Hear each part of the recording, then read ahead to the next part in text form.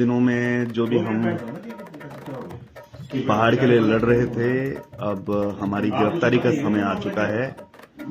उत्तराखंड में मूल निवास भू कानून से लेकर अंकिता हत्याकांड में अपनी खुलकर आवाज उठाने वाले उत्तराखंड क्रांति दल के मीडिया प्रभारी आशुतोष नेगी, युवा प्रकोष्ठ प्रदेश अध्यक्ष आशीष नेगी को पुलिस द्वारा आज गुरुवार को गिरफ्तार कर लिया गया है, जिन्हें राजपुर रोड थाने में रखा गया है। वहीं आशुतोष और आशीष नेगी का फोन भी स्विच ऑफ बताया जा रहा है। सूत्रों से मिली जानकारी के अनुसार कुछ दिन पूर्व एक पहाड़ी मूल के युवक की तनख्वाह के लिए आशुतोष नेगी और आशीष नेगी का वीडियो सामने आया था, जिसमें वह होटल के मालिक को पहाड़ी मूल के व्यक्ति की सैलरी देने की बात करते हुए नजर आ रहे थे। यह मामला इतना अधिक बढ़ गया कि इसमें होटल के मालिक और उनके बीच विवाद हो गया। वहीं रिपोर्टों की माने तो पुलिस द्वारा इस मामले में उत्तराखंड क्रांति दल के दोनों नेताओं को हिरासत में लिया गया है। आरोप है कि होटल रेस्टोरेंट में हंगामे को लेकर यह गिरफ्तारी हुई है। फिलहाल मामले में गहन जांच पड़ताल चल रही है। मामला है, एक व्यापारी ने उत्तराखंड के मूल निवासी से काम कराया, उसको पैसा नहीं दिया। उसकी पत्नी 9 महीने की प्रेग्नेंट थी, उसका विदेश में कहीं होटल में सिलेक्शन हो रखा था और उसकी फ्लाइट सुबह थी। ऐसी स्थिति में वो हमारे कार्यालय में आकर रोकर उसने कहा कि मेरे पास पैसा नहीं है भाई साहब, मेरे को दुबई जाना है, मेरे घर की स्थिति ठीक नहीं है। ऐसे में आशुतोष नेगी, आशीष नेगी ये दोनों गए और उन्होंने उसको कहा, होटल मालिक को, कि आपको किसी का उत्पीड़न करने का अधिकार नहीं है, इसने काम किया है, इसका पैसा दो, मामला शांत। उन्होंने तुरंत अपने किसी परिचित को वहां बुलाया, जो कोई व्यावसायिक व्यक्ति थे, उनियाल टाइप के, उनका नाम उनियाल वीडियो से पता लग रहा है। उन्होंने जब उस प्रकरण को देखा सुना तो उन्होंने कहा कि देखिए गुप्ता जी, ये गलत काम कर रहे हो आप, इनका पैसा दीजिए डॉक्टर साहब। अगर आप ये पैसा नहीं दे सकते तो आप ना दो, मैं ये पैसा दे देता हूँ, ये सही मांग कर रहे हैं, भाई आपने पैसा देना चाहिए। कहने का मतलब है उनका पक्षकार ही उत्तराखंड क्रांति दल की बात को सहमत हो गया।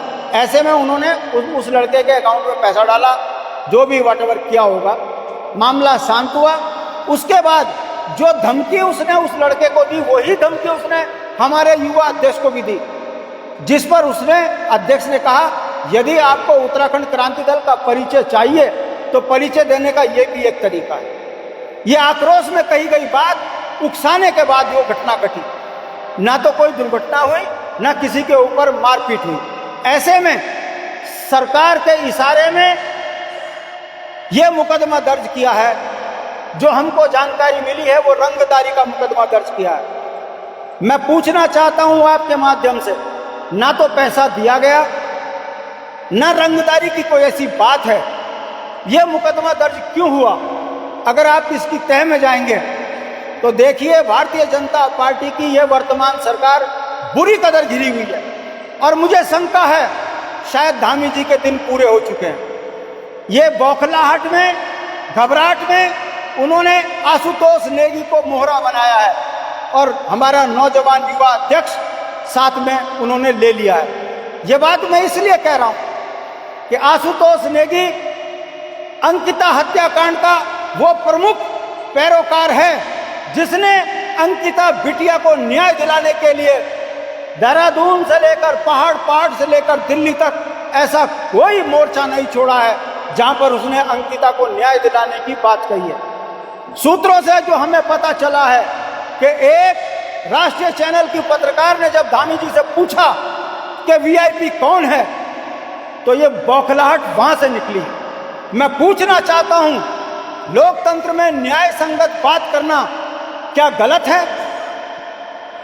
ये याद दिलाता है वो अंग्रेजों के शासनकाल को, जब कोई देश की आजादी की लड़ाई लड़ता था तो काले गोरे अंग्रेजों को, काले मुखबिर सूचनाएं दिया करते थे और उस दौर में देश के मतवालों को इसी तरीके से कुचला जाता था।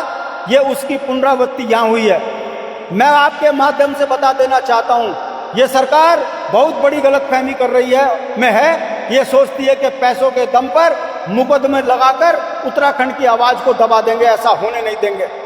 जितने चाहे मुकदमे लगाने हो लगा दे धामी जी, हम रुकने वाले नहीं है, डरने वाले नहीं है।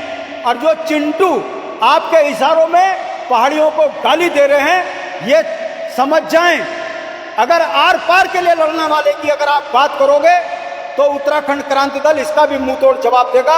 हमने राज्य आंदोलन में सौहार्दपूर्ण वातावरण बनाकर पूरे उत्तराखंड को एक किया।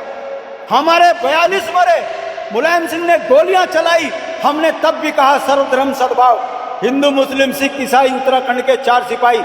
हमारी सहिष्णुता को यदि कोई हमारी कायरता समझता है तो मुझे लगता है लोकतंत्र में इसका भी जवाब देना अब हमको जरूरी हो गया है।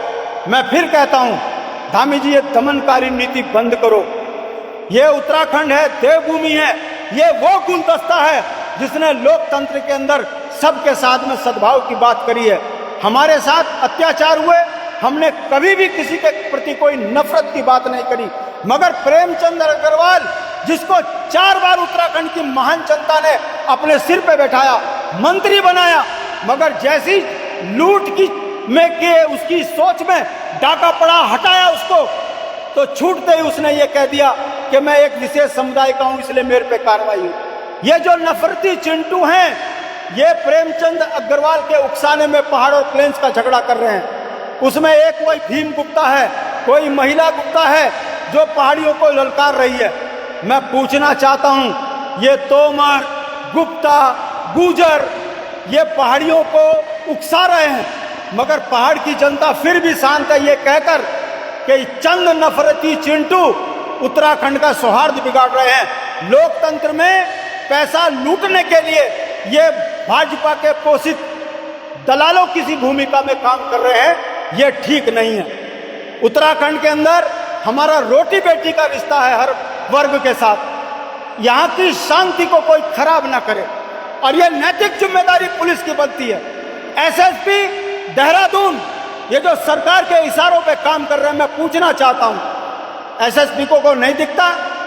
2023 से तोमर यहां पर नफरती एजेंडे पे काम कर रहा है, उसके खिलाफ मुकदमा दर्ज क्यों नहीं हुआ?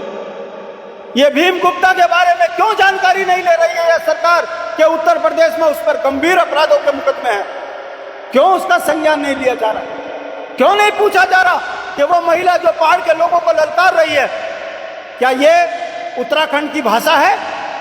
जब हम राज्य आंदोलन में किसी के साथ गलत काम नहीं किया, हमने अपनी शहादतें दी, फिर भी हमने सबको साथ लिया। अरे इस राज्य की तो इतिहास है कि सलीम से लेकर वालिया तक, सुखविंदर से लेकर बंगारी तक, सबने इस राज्य को बनाने में शहादत दी। मगर ये 25 साल के बाद ये कौन सा लोकतंत्र यहाँ खड़ा किया जा रहा है कि नफरत के कारण पहाड़ और मैदान का झगड़ा खड़ा किया जा रहा है? आपकी नैतिक जिम्मेदारी बनती है पत्रकार बंधुओं, ये उत्तराखंड की शांतवादियों को ठीक करने की आपकी भी नैतिक जिम्मेदारी बनती है।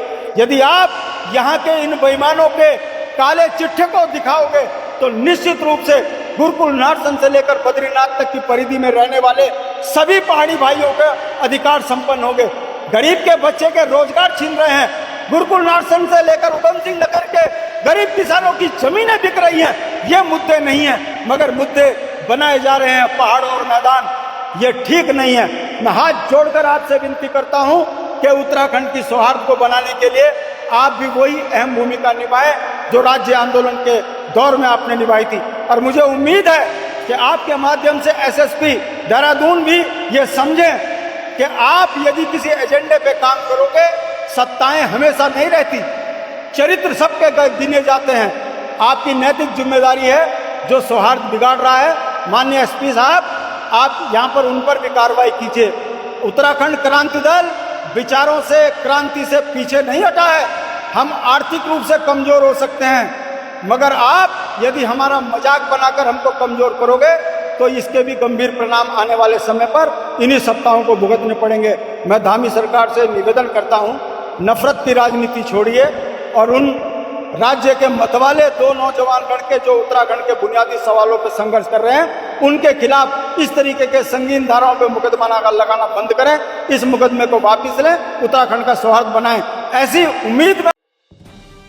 बने रहिए पहाड़ से मैदान की हर खबर के लिए देवभूमि दर्शन के साथ।